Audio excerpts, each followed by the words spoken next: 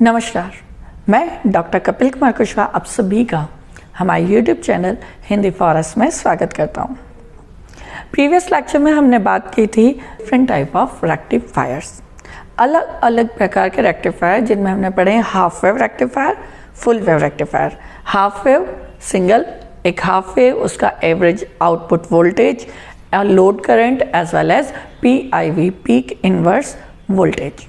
Then हमने पढ़ा centre tap rectifier and bridge rectifier, that they are full wave rectifier. इन दोनों rectifier में दोनों के construction, working as well as their load current, average value, PIV इन सब के बारे में देखा। पर हमें अभी तक जो देखा है रेक्टिफायर के आउटपुट पर हमें क्या मिलना चाहिए? हमें रिक्वायरमेंट होती है DC की, पर हमें क्या मिलती है? हमें मिलती है पल्सेटिंग DC। क्लियर है? तो हमने कहा ये पल्सेटिंग DC क्या है? ये क्या होती है? पल्सेटिंग DC मतलब ऐसी DC जिसमें AC का कुछ इफेक्ट या कुछ फैक्टर्स जो हैं AC के रह जाते हैं। आज हम बात करने वाले हैं इन्हीं फैक्टर्स की कि ये कौन से फैक्टर हैं या इन्हें क्या कहा जाता है। सो आज का टॉपिक है हमारा ripple factor. Ripple factor actually हमने बात की कि जब भी हम एक रेक्टिफायर का आउटपुट देखते हैं तो रेक्टिफायर के आउटपुट पर हमें दो कंपोनेंट मिलते हैं। First one is average DC value and second one is AC component. यानी हमारा जो आउटपुट है रेक्टिफायर का, जो अभी तक आपने देखा, जैसे मान लीजिए हमारे पास क्या एक फुल वेव रेक्टिफायर है। इस फुल वेव रेक्टिफायर का आउटपुट क्या होगा?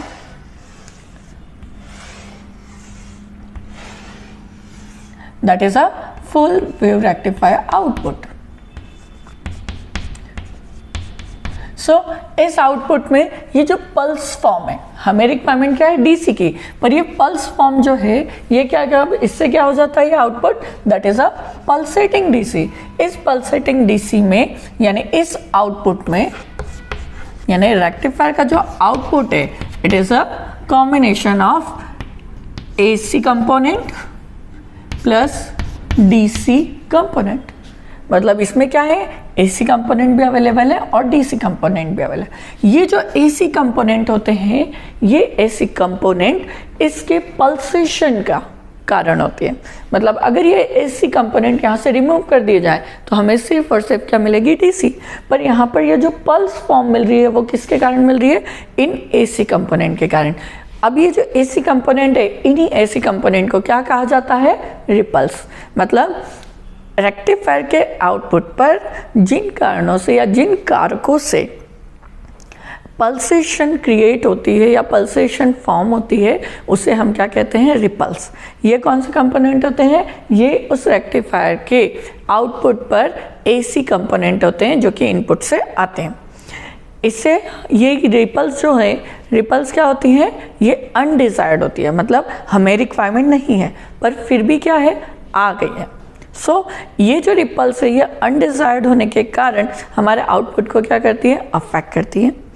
नाउ अब किसी भी रेक्टिफायर का आउटपुट या कोई भी रेक्टिफायर कितना इफेक्टिव है, उसकी इफेक्टनेस जो है उसके रिपल फैक्टर पर डिपेंड करती है। दैट मीन्स कि अगर कोई रेक्टिफायर में रिपल्स की वैल्यू बहुत कम है दैट मीन्स वो बहुत इफेक्टिव है, और अगर रिपल्स की वैल्यू ज़्यादा है दैट मीन्स उसकी इफेक्टिवनेस कम है। आई होप आप सभी को क्लियर होगा कि रिपल फैक्टर क्या है। रिपल फैक्टर क्या है? रिपल फैक्टर आउटपुट, किसी भी रेक्टिफायर के आउटपुट पर प्राप्त होने वाले वो अनडिजायर्ड कंपोनेंट है जो कि AC के कारण आते हैं। यानी ये क्या है? AC कंपोनेंट है। नाउ इससे रिप्रेजेंट किया जाता है गामा से। मतलब ये क्या है?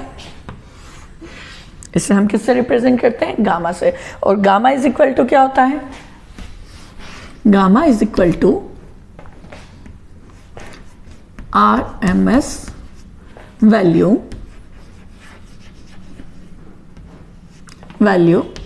of AC component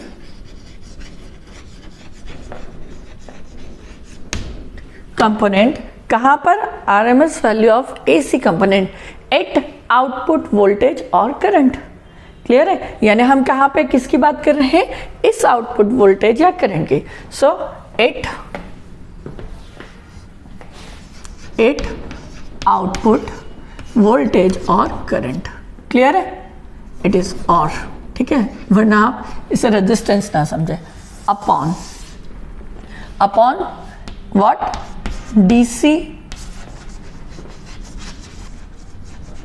DC component at output voltage और करंट। हम क्या लिख सकते हैं इसे? गामा इज इक्वल टू, अगर ये वोल्टेज है तो इट इज बी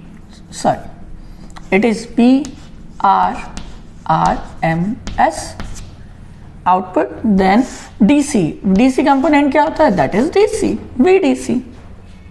अगर यही क्या हो? करंट हो, तो करंट के केस में क्या हो जाएगा? It is I R M S upon I D C, load current.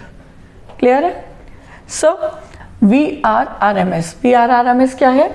It is AC component of output voltage.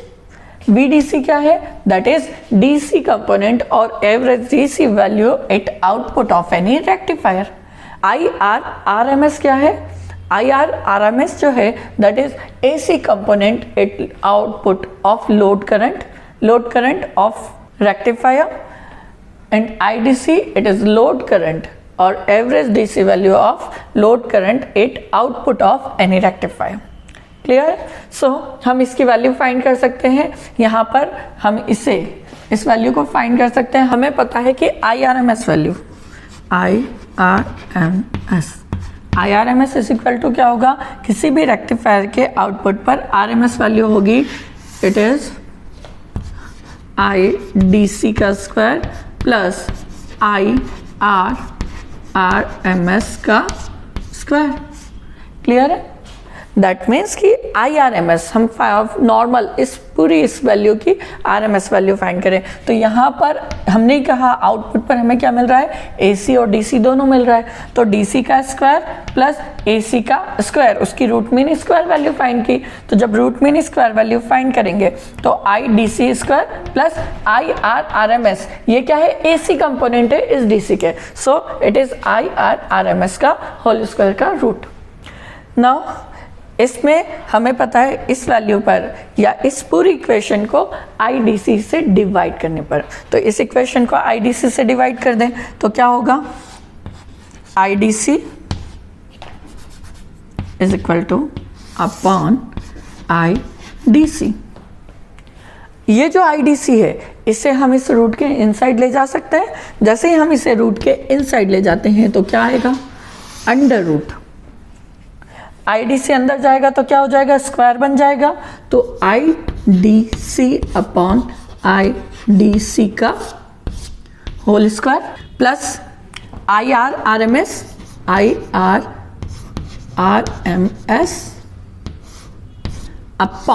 Upon IDC इसका होल स्क्वायर। क्लियर है? सो इससे क्या करें? इन दोनों साइड का स्क्वायर करने पर, दोनों का स्क्वायर कर देंगे तो क्या होगा? हमें जो मिलेगा that is IRMS upon IDC का whole square is equal to, इस पूरी टर्म का क्या मिल गया? Whole square is equal to, यहाँ से रूट क्या हो जाएगा? हट जाएगा, IDC से IDC कैंसल, ये क्या हो जाएगा? 1, तो it is 1 plus IRRMS upon IDC का स्क्वायर। सो यहाँ पर क्या मिल जाएगा मुझे? IRRMS अपॉन IDC का होल स्क्वायर। हमें क्या फाइंड करना है? हमें फाइंड करना है IRRMS अपॉन IDC। इसी को हम क्या पुट कर सकते हैं? That is a gamma. IRRMS upon IDC that is gamma. So हमें फाइंड करना है रिपल फैक्टर गामा। तो हम क्या करें? इसे रीअरेंज कर सकते हैं। इसे रीअरेंज करेंगे तो क्या हो जाएगा? It is IRRMS upon IDC। It will B, हमने इक्वल के एक साइड पर रखा का स्क्वायर, इस +1 है, इक्वल के इस साइड आएगा, क्या हो जाएगा -1। तो यहाँ क्या हो जाएगा IRMS अपॉन IDC का होल स्क्वायर -1। ये स्क्वायर यहाँ से हटेगा तो ये क्या आ जाएगा √। तो इस स्क्वायर को यहाँ से हटाया, इट विल बी √। सो ये हमारा क्या आ गया रिपल फैक्टर। ये क्या है हमारा ripple factor.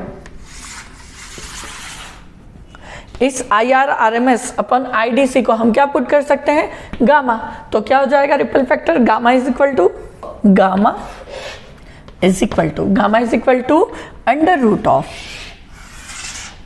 Of IRMS upon IDC का होल स्क्वायर -1।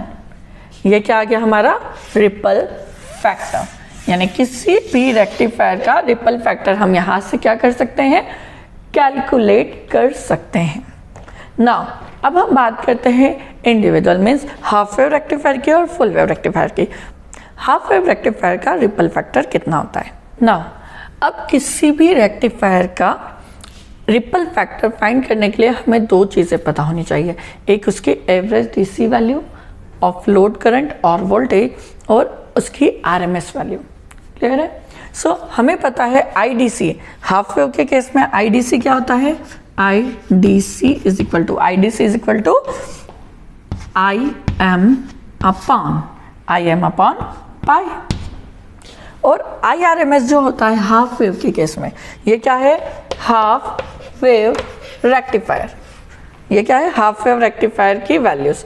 आईडीसी ये हो गया RMS IRMS. It will B IRMS कितना होता है इट इज IM/2।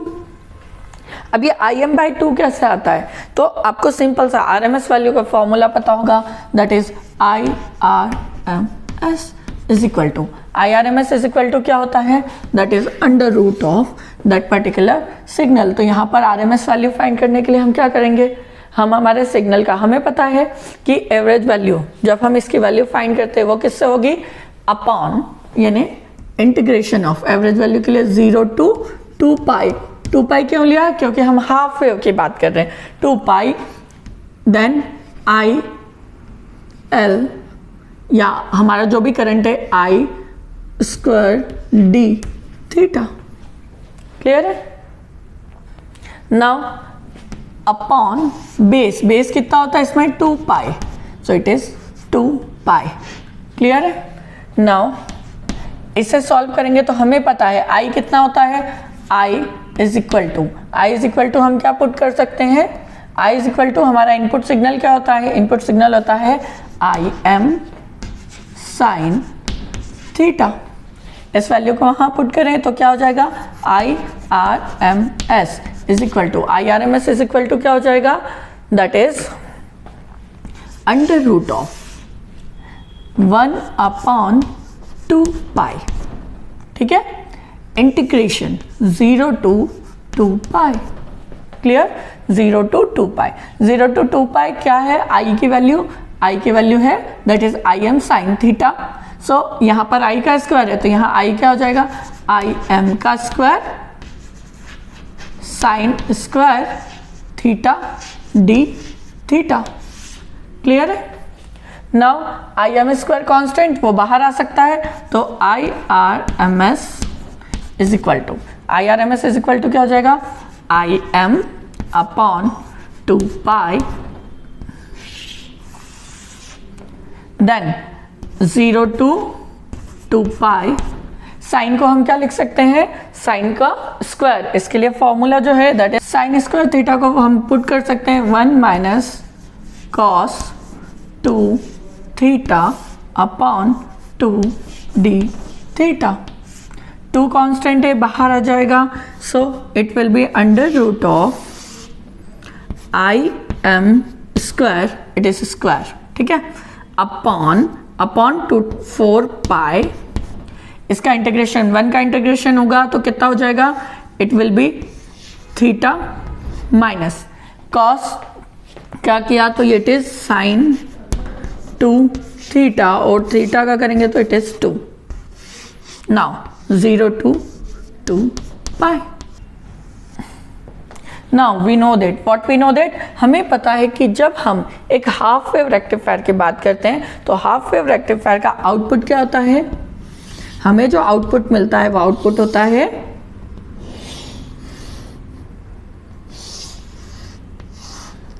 कुछ इस तरह का 0, पाई, 2 पाई एंड इट विल बी 3 पाई।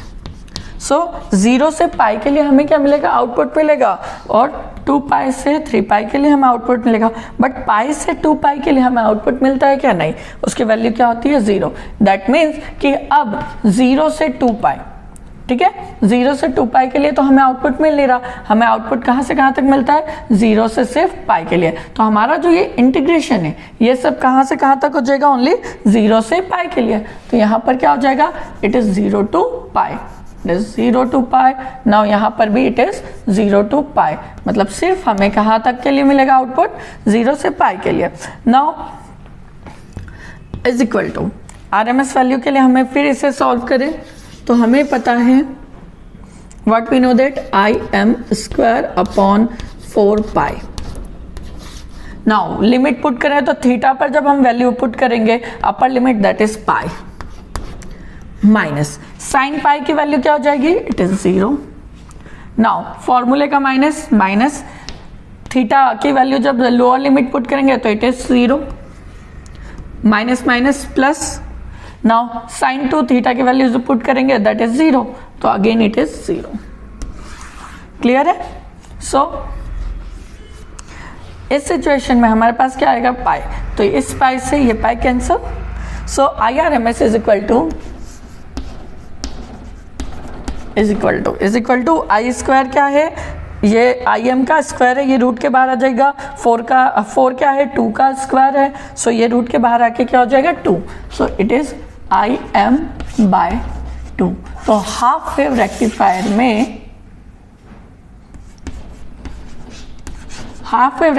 में RMS वैल्यू क्या होती है, that is IM by 2। In case of full wave rectifier में जब आप RMS वैल्यू निकालेंगे, जब फुल वेव रेक्टिफायर में आप RMS वैल्यू निकालेंगे इस प्रोसीजर के थ्रू, तो आपका आउटपुट आएगा that is IM by √2। Clear है। सो आई होप आप सभी को ये क्लियर होगा कि हमारे RMS वैल्यू IM by 2 क्यों हुई। नाउ अब ये दोनों वैल्यू जो है वो हम इस फॉर्मूले में पुट करके रिपल फैक्टर कैलकुलेट करते हैं।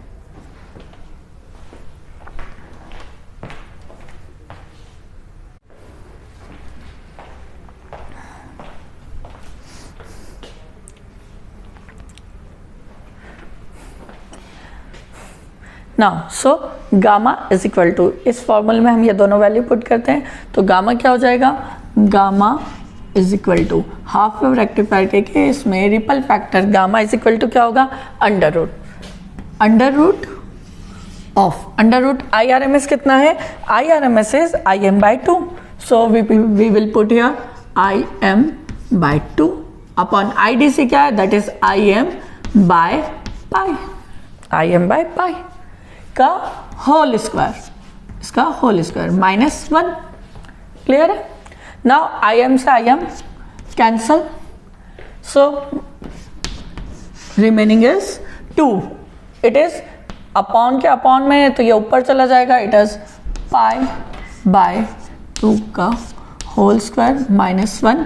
जब आप इसे कैलकुलेट करेंगे तो आपकी वैल्यू आएगी 1.21। क्लियर है। मींस कि हाफ वेव रेक्टिफायर में जो आउटपुट पर रिपल्स होते हैं, AC कंपोनेंट होते हैं, उसकी वैल्यू होती है 1.21 और we can say that it will be 121%। ठीक है। इन परसेंटेज मतलब रिपल फैक्टर का आउटपुट पर जो परसेंटेज होता है that is 121% of. So output पर आपको कितना रिपल फैक्टर मिलेगा in percentage, that is 121 in case of half wave rectifier. ये क्या है, हाफ वेव रेक्टिफायर का रिपल फैक्टर गामा। क्लियर है। In case of full wave rectifier, full wave rectifier में क्या होगा? In case of full wave rectifier IDC is equal to 2Im upon पाई.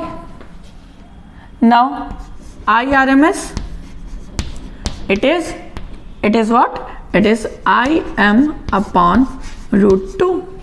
सो इस फॉर्मूले में हम ये दोनों वैल्यू पुट कर सकते हैं.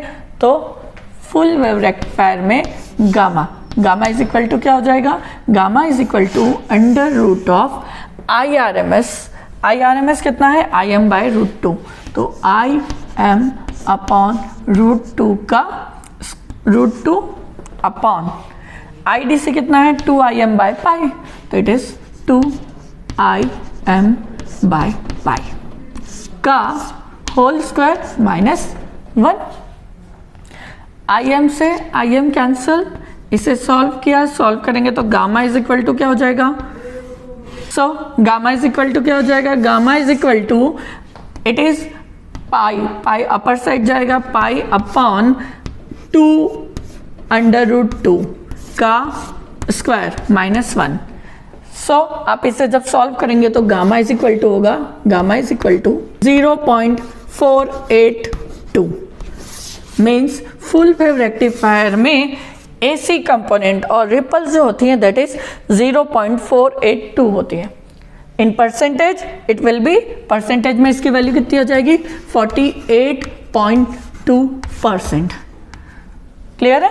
यानी आउटपुट पर AC का इफेक्ट या AC कंपोनेंट जो होंगे वो सिर्फ कितने होंगे? 48.2%. इफेक्टिवनेस के अकॉर्डिंग अगर देखा जाए तो हमारा हाफ वेव रेक्टिफायर पर AC कंपोनेंट क्या है? 121%, जबकि फुल वेव रेक्टिफायर में जो है AC कंपोनेंट कितने हैं? 48.2%. So full wave rectifier half wave rectifier के कंपैरिजन में क्या होता है? मोर इफेक्टिव होता है. सो आज की क्लास में इतना ही. Thank you.